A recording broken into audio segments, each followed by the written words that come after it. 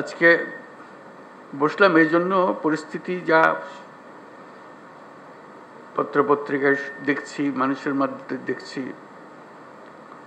তো মনে অনেকগুলো প্রশ্ন জেগেছে। সেই প্রশ্নগুলোর জবাব খুঁজে পাওয়ার জন্য আপনাদের সঙ্গে বসা।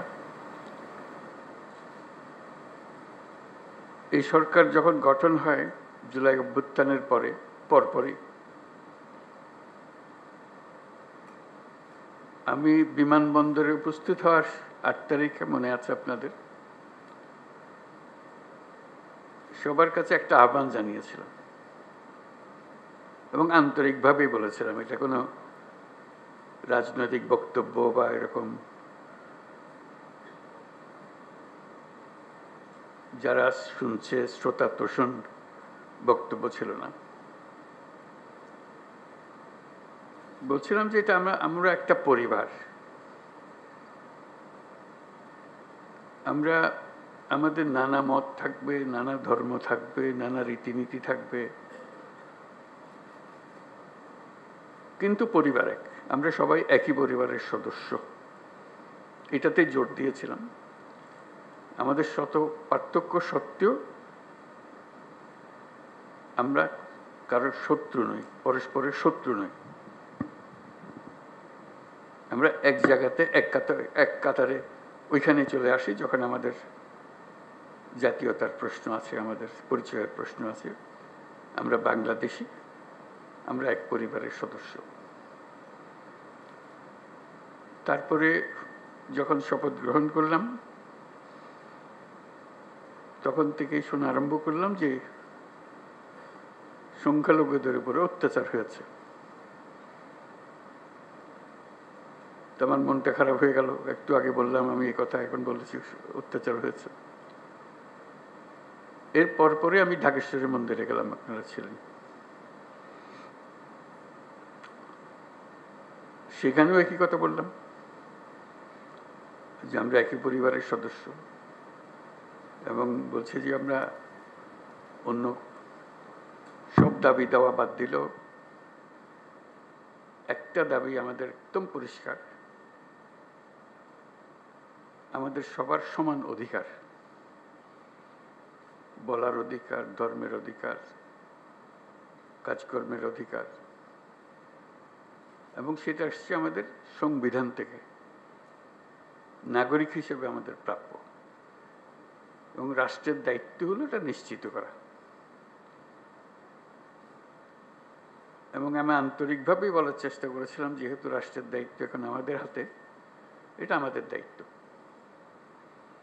নিশ্চিত করা, দায়িত্ব যে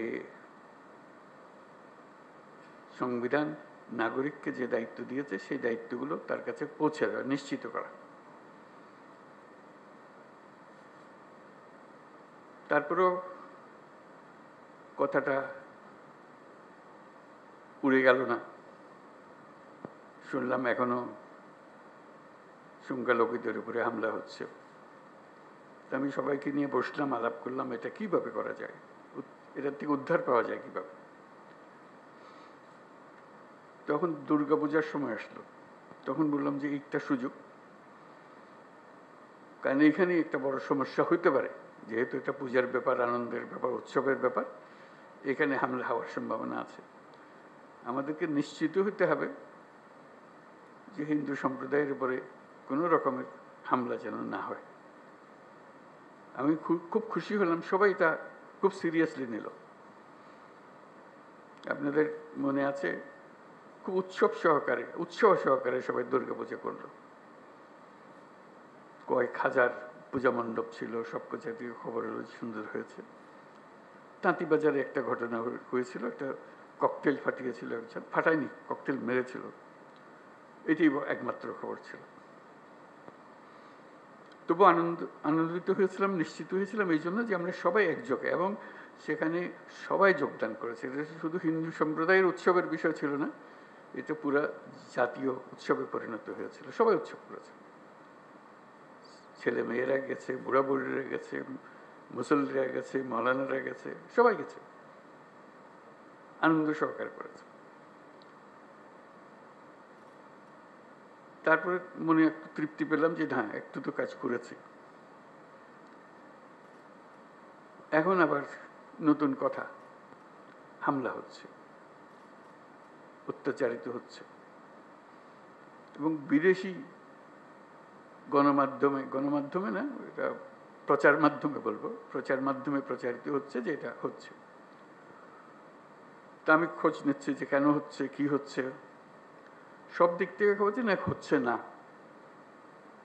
ওই যে এক খবর হলো হচ্ছে, আর খবর হলো হচ্ছে না, মাঝখানে একটা ফাঁক থেকে যাচ্ছে। এটা ঠিক না, এটার অবসান হতে হবে। আমাদেরকে যে তথ্য আমরা পাচ্ছি সেই তথ্য ভুল হতে পারে, কাজে তথ্যের উপরে ভরসা করে বসে থাকলে কিছু নাই, এটা অন্ধের মতো বসে থাকার মতো। আমাদেরকে ভেতরে গিয়ে দেখতে হবে প্রকৃত ঘটনাটাকে। তথ্যের মধ্যে গরমিল কেন? তা কি ওরা যা বলছে সেটা মিথ্যা প্রচার? আমরা যা বলছি সেটা মিথ্যা প্রচার? সত্যটা কোথায়?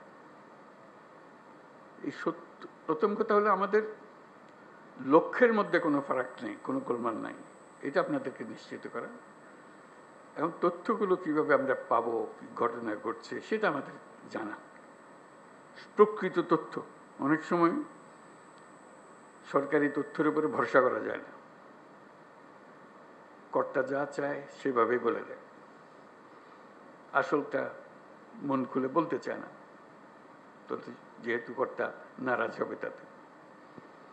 আমরা আসল খবরটা জানতে চাই, কিভাবে জানতে চাই, এবং সেই প্রক্রিয়াটা প্রতিষ্ঠিত করতে চাই। এটা শুধু আজকের দুদিনের গোলমালের কারণে একটু চঞ্চল হয়ে কথা বলছি তা না।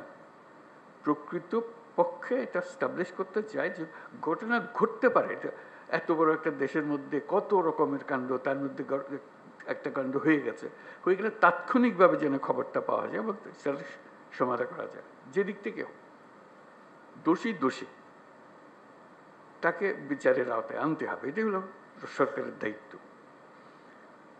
প্রথম কথা হলো যে এটা না হওয়াটা পরিবেশ সৃষ্টি করা, একটা যদি হয়ে যায় তাকে তাৎক্ষণিকভাবে সেটার প্রতিকারের ব্যবস্থা করা, এটাই হলো।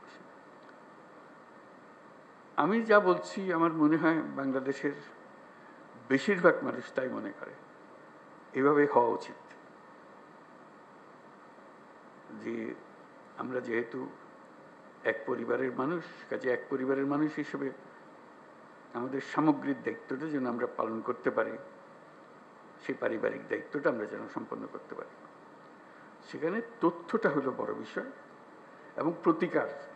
একটা হলো তথ্য, একটা হলো প্রতিকার। আমি পেলাম তথ্য, প্রতিকার পাচ্ছে না, এটা সমাধান করতে হবে।